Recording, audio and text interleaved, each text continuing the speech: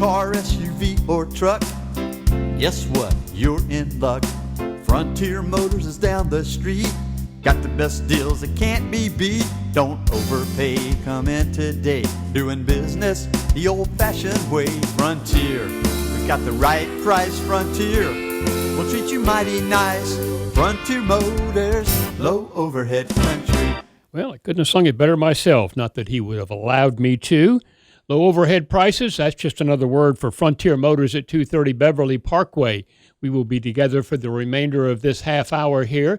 You will have the opportunity to ask the owner of that fine establishment a question about, say, the pricing of a car, truck, or SUV that you're thinking of buying or selling or trading in. If you would like to do that, dial 478-3116, and you will be connected, as if by magic, to Mr. Ivan Streckel. Good morning, Hey, Don, sir. Thanks for the introduction.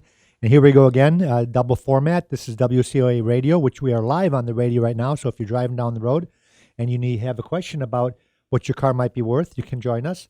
And if you're watching this on TV, if you're watching this on Blab TV, we are videotaping this for our Blab customers. We've been doing this for going on about 18 years now. And to get the word out that there's a dealership in the Pensacola area that gives you advice whether you're buying a car from another car dealership or a private individual. So if you found your neighbor's got a car for sale, for example, and you are interested in purchasing that car, what you do is you call Frontier Motors and you give us the ID number of the car. The ID number, if you don't know, is on the windshield, the right-hand corner. I guess if you're sitting in the driver's seat, it'd be the left-hand bottom corner. It also is in the door of the vehicle, and that's a 17-digit ID number. And when you give us that number, well, we can do a couple things for you. Is we can plug it into our program. I've got a program here called Price Driver, and the Price Driver tells me what the history reports are like. In other words, the Carfax and the auto check. So we do that for you at no charge because you don't want to buy a Carfax report these days. It's over $40 to get a Carfax. So just call Frontier Motors, and we will run the Carfax for you at no charge. And we'll also do the auto check. That's the second largest provider of history reports in the nation. So we run them both just to make sure that the information is correct. Every once in a while, I get some conflicting information. That's why we run both of them. I think we're the only dealership that subscribes to both of them. And the other thing my program does, it tells me what I can currently buy that particular vehicle for at the auction, which gives me an idea of what I can sell it for. So let's just say hypothetically the car is selling for at the auction for $15,000 on the average. Well, I calculate what it costs to buy the car, to get the car back here, to set the car up and put a profit on it. And let's just say hypothetically if it's $15,000, and let's say that we use the NADA value guides and the value guides that the bank's using, say it's worth $20,000. But if they're going for $15,000 at the auction, I might be able to say, well, I could bring that car back here, pay for the expenses and make a profit and sell to you for $17,500, which would be $2,500 under NADA retail. And if the particular individual that you're looking at the car is pricing it at retail, well, then he's overpricing it. And all you do is go back to him and say, hey, Frontier Motors would be willing to sell me that car just like that at $17,500, and hopefully it'll persuade that customer to drop, or that individual to drop their price to where it's a fair deal. Now, if they don't, that's when we come in. I just checked my computer before we went on air here, and it shows that we have 366 cars in inventory. I probably have one very similar to the one you're looking at. And when I tell you I can sell for $17,500, I better be able to do that. So what we do is we don't try to kink the deal.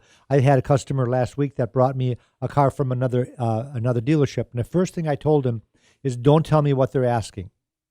I don't want to tell you it's a bad deal. If they're asking $20,000, I can easily just tell you, oh, that's way too high. That's not how we do it. What we do is we do the research and we tell you, okay, based on my information, I could sell you a car just like this for $20,000. So if the dealership that's selling that car is asking $20,000, or they've come down to $20,000, then I would say go ahead and buy it if you'd like the car. Now, if we have a car in inventory just like that, I'm going to show you ours because we want to compare. At that point, we don't want to compare the price because let's assume that the price is the same. Both car dealerships have it at $20,000. The next thing we're going to do is compare the condition of the vehicle and then the equipment and then the color. And a lot of people do it the opposite way. What they do is they get online and they look for the cheapest car out there. I had this happen with a Honda Ridgeline the other day. We had a Honda Ridgeline on the lot. It was a 2006 model. Had about 100,000 miles on it. It's a one-owner local vehicle. The people bought it brand new here at Pensacola Honda. It's always been serviced locally. It always has, the Carfax has every single oil change they've ever done. They change the timing belt and the timing chain on the vehicle at 90,000 miles. Car's never been in an accident. And the customer calls us up that's interested in our car. Well, I found one in Miami, and it's $900 less. And I'm thinking that I could go down there and save $900. Folks, you probably could do that. But when you go down there, whether you drive or fly, to buy that car for $900 less, what if it smells? What if it smells like a dog died in it? What if it's got little dings and chips all over it? What if it had 4 different owners and it's been in an accident? What if the backup camera doesn't work? What if the inside of the tires have the steel tread showing through them? What if the spare tire is missing? It can go on and on. And when I look at cars at the auction, I find the average spread on the same car is $4,000 between the high and the low. Now, why would that be? If the car's a 14 model car, it's got 20,000 miles on it, there's 50 of them that's sold at the auction. Let's just say hypothetically they're all white. So the color does make a difference in price, by the way, but we'll get into that later. But let's just say they're all white. And the average selling price is $20,000. The low is 18 and the high is 22. That's a $4,000 spread. Now, why wouldn't I key on the one that's 18,000? Because it's not that nice. And that's what it comes down to. When, if you're the customer, the only thing you look for is price. I understand that. Price is important. But it's not the most important thing when you're spending $15,000, $20,000, maybe more on a pre-owned car. The number one thing that I look at when I buy the car, other than the history report, is the condition. Now, obviously, there's other things they take into account if it's an ugly car versus a good-looking car, which, of course, is in the eye of the beholder. If it's a used car, somebody bought it when it was brand new, so they must have thought it was good-looking. But I've got customers that come in and say, well, I don't want that color. I don't like this color. I want these types of wheels. That all has to do with the package as far as how the car looks, which is very important. That's one thing that will have to do with the sellability of the car, which might impact what I would pay for a car. The other thing would be the equipment on the car makes a difference. Not as much as a difference as you might think when you're buying it used. The advantage of buying a car used, for example, navigation on a brand new Lexus might be $2,200. My black wholesale guidebooks that we use say to add $600. So you can get major equipment for a fraction of the cost when you're buying it used. And when you look at Consumers Reports, which I brought my Consumers Reports with me, it states that last year, the average selling price, I've got a little graph here that they have in Consumers Reports. And this last one I have, it says has the best and the worst. So if you get this Consumers Reports, the best and the worst, on page 21, on the bottom of the page, it says how much value will that new car lose? And it says cars depreciate significantly over the first years of ownership, often more rapidly than you're paying them down on your monthly payments. This chart shows the typical depreciation of a brand new car in 2014. Obviously, 15 is not over with, so they used 14 as a benchmark. And it says that in the first year of ownership, an average new car, which has a selling price of $34,000 last year, folks, that's right. Last year, the average new car sold in the United States was $34,000. Now, there's some cars like a Lexus that might tip the scales at $60,000, and there might be a Chevy Spark in there that might be $14,000, or a smart car that might be $11,000, but the average selling price was $34,000. The average depreciation in the first year of ownership, if you got rid of that car in the first year, was 27%. That equates to $9,180 depreciation in the first year. And the equipment depreciates even more. When you buy the car brand new, they even sometimes charge you $150 for floor mats, if you can believe that or not. If you've ever got a new car, you get that shock. Or a trunk mat. You know what that thing is that the trunk has carpeting? Well, if you want the mat for the trunk, it's $100 for a trunk mat. I'm surprised they don't charge you extra for 2 sets of keys. That's one thing that comes standard on a new car. But they charge you for the pinstriping. They charge you for the tinted glass. They charge you for the navigation system, the backup camera. If you look at some cars, even like a BMW 7 Series, which has a base price of $90,000, they have packages that can run $8,000 to $10,000. Same with the Mercedes. You would think that if a Mercedes S-Class model has a base price of $95,000, that everything would be standard. You'd be completely wrong. You can put $25,000 worth of equipment on a Mercedes. Can you believe that? What could you possibly add to a Mercedes? Well, they have different types of trim levels. Can you believe that?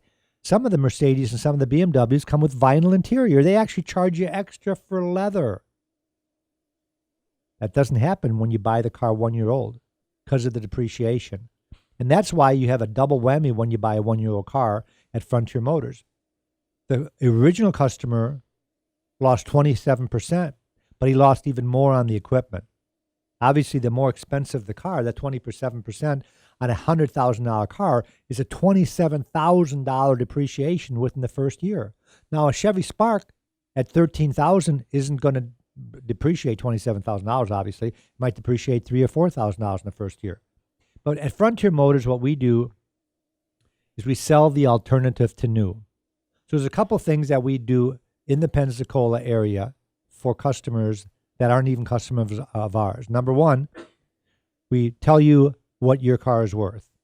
If you're going to sell it yourself, bring it to us first. We might just write you a check for it, be done with it. If not, we can sell it for you. Thirdly, we can tell you what you should sell it for if you want to sell it yourself. Next thing we can do is run the history report and give it to you. If you don't have a car if you don't have a history report on your own car you're going to sell, bring it to us. I'll run the history report. I'll give it to you. You can put it in a glove box so you can share it with the next owner rather than pay for it yourself.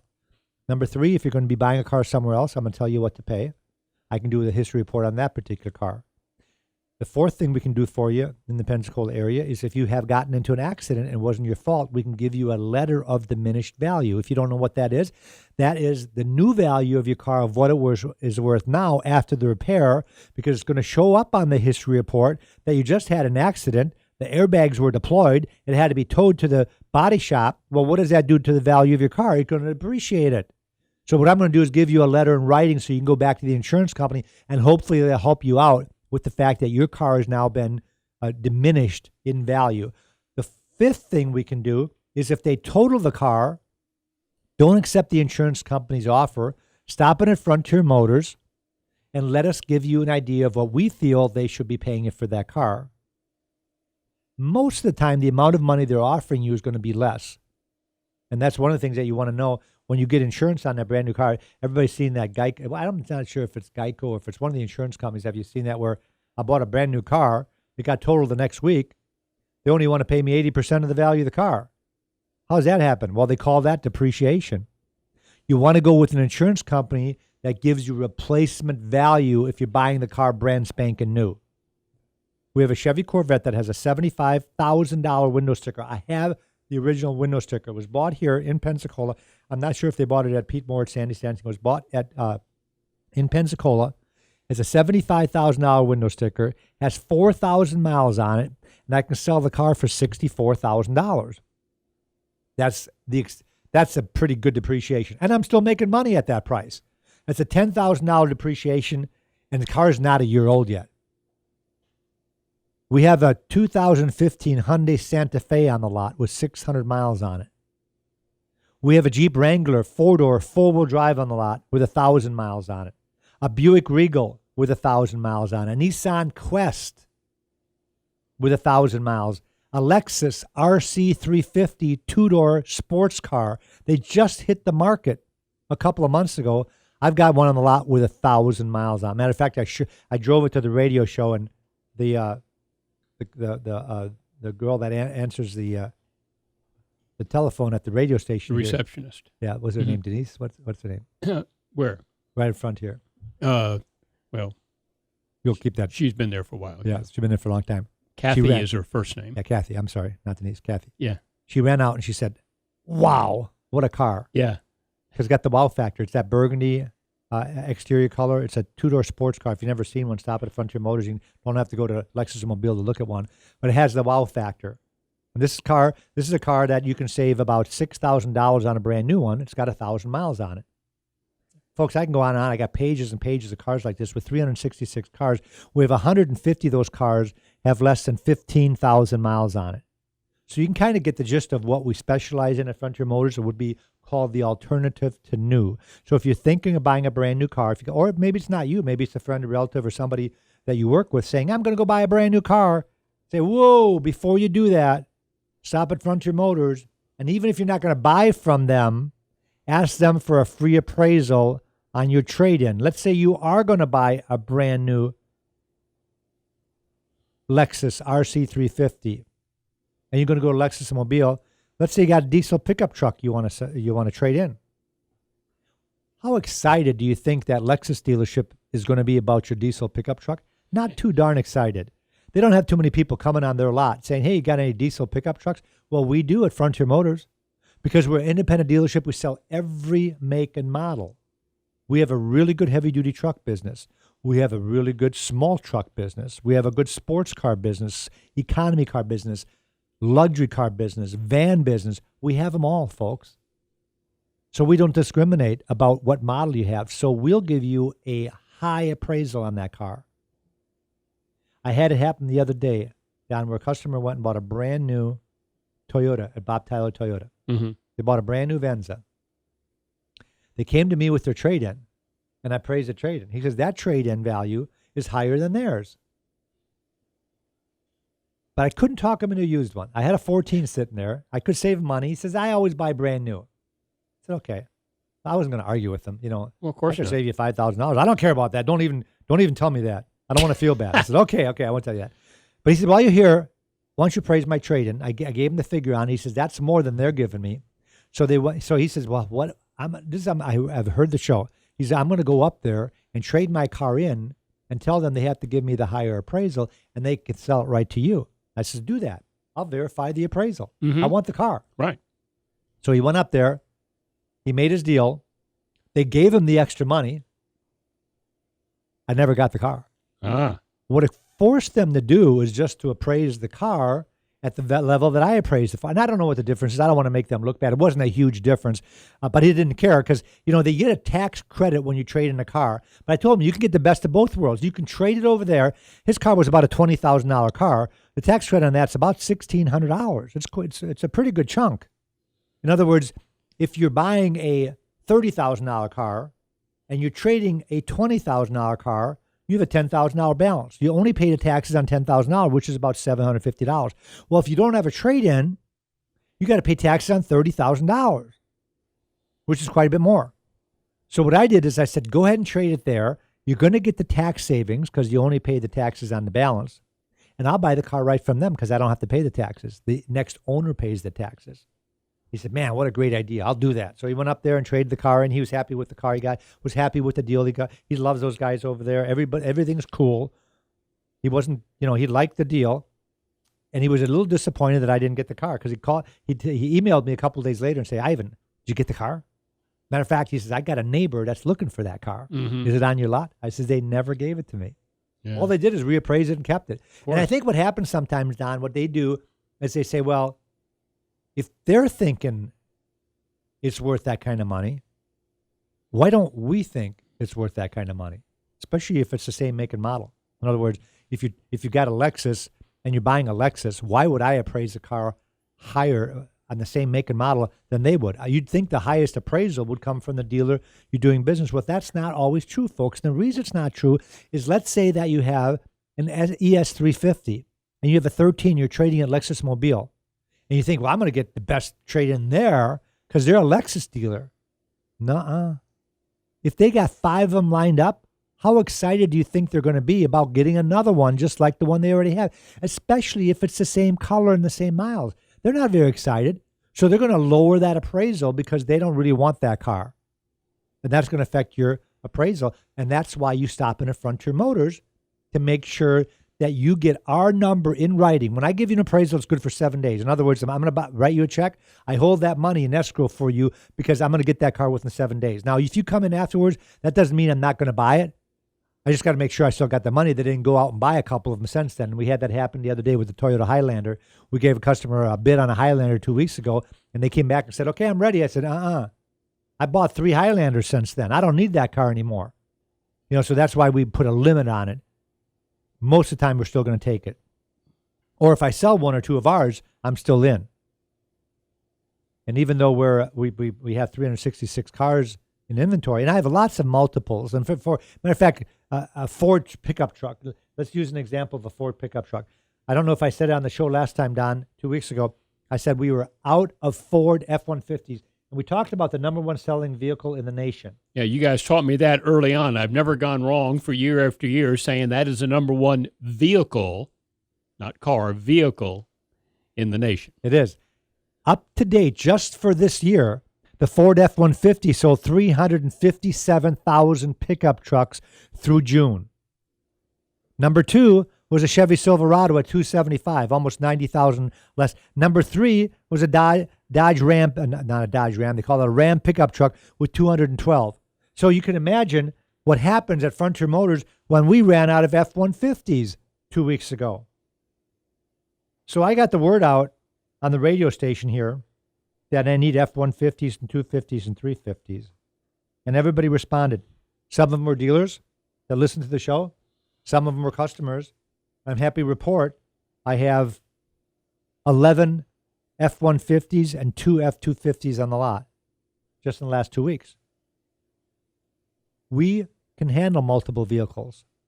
So if you're currently driving an F-150, you come to Frontier Motors and you see that we've got 11 of them sitting there, you might say, well, they're not going to want mine.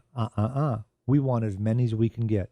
I could have 50 F-150s tomorrow morning and still sell every one. Every once in a while, I get one of those customers that comes on the lot, Don. They look at our inventory. We've got a couple of golf carts, so they drive the, right. They don't know how big we are. Wow, I didn't know how big you were.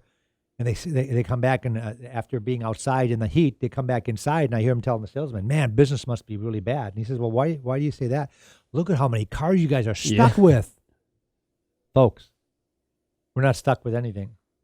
We sell between 50 and 60 cars a week. Mm-hmm. Let's multiply that by 4. That's around $250 a month. $250 a month. There are plenty of dealers around that would cut off an arm to sell that many cars. Yeah, we really have a good thing going because we've been doing it for 19 years. And what that means, last month, by the way, our official count was 243 cars delivered, which means that we've got to buy about 60 cars a week because we're selling 60 cars a week. Mm-hmm. And I'm happy to report at Frontier Motors last year in 2014 was the best year we ever had. 2013 was the best year we ever had in 13. 2012 was the best year before that. The recession hasn't bothered us at all. The advantage of a recession at Frontier Motors is people want to save money, so then they come to buy a used car.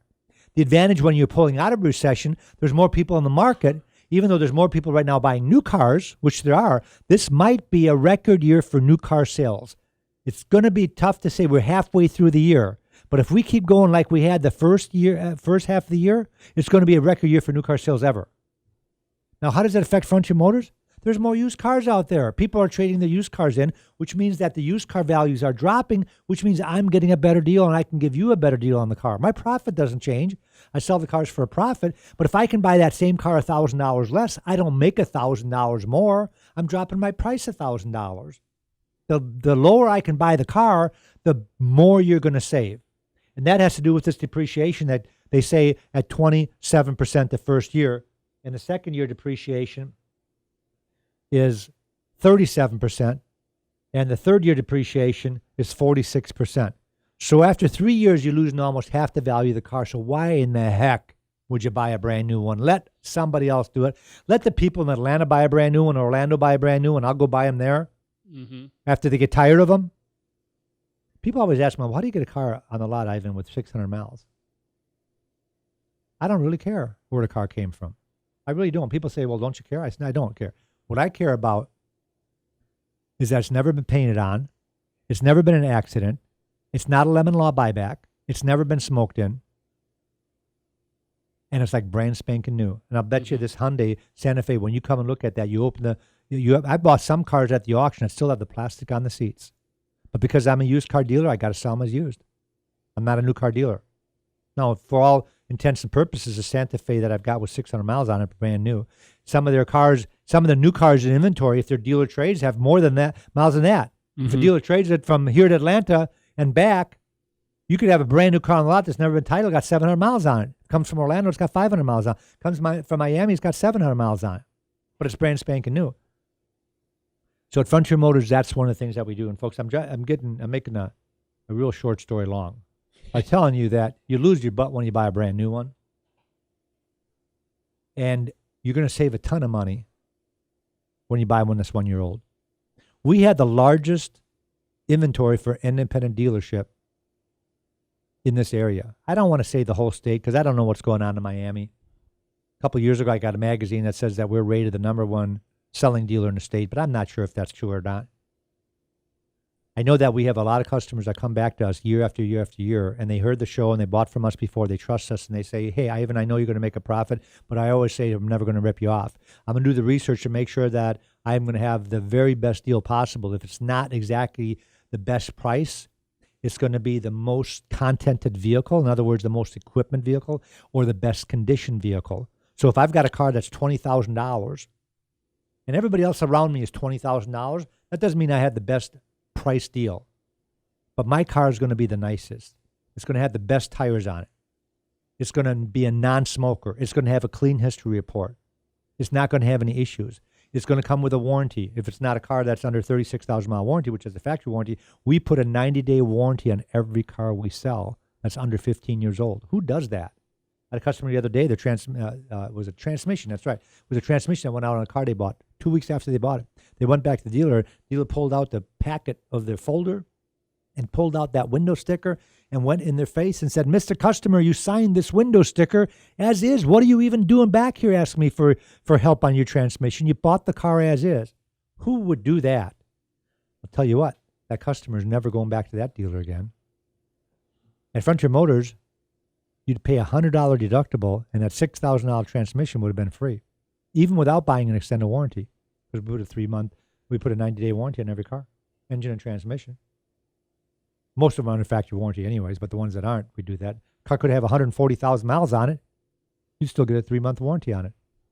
If the car you're looking at says as is, I'd walk out. If the dealer that's selling it won't even warranty that car for 30 days, he's got to be scared. Frontier Motors, 230 Beverly Park. We've been there going on 19 years now. We have the NADA guide books with us. We have the black books at the dealership. We can tell you what your car's worth. We can appraise it for you at no charge. We can give you this information over the phone. You can call us for a free Carfax. You can call us for a free auto check. You can get any type of advice on how to buy a car, what to pay for a car. I have the new car cost guides at Frontier Motors. Don't buy an invoice through Consumers Reports for $14 when you can get an invoice at Frontier Motors at no charge. So I can tell you what to pay for the new car, give them a little bit of profit, but make it easy for yourself. If you know what the dealer paid, it's so much easier to get a deal on that car.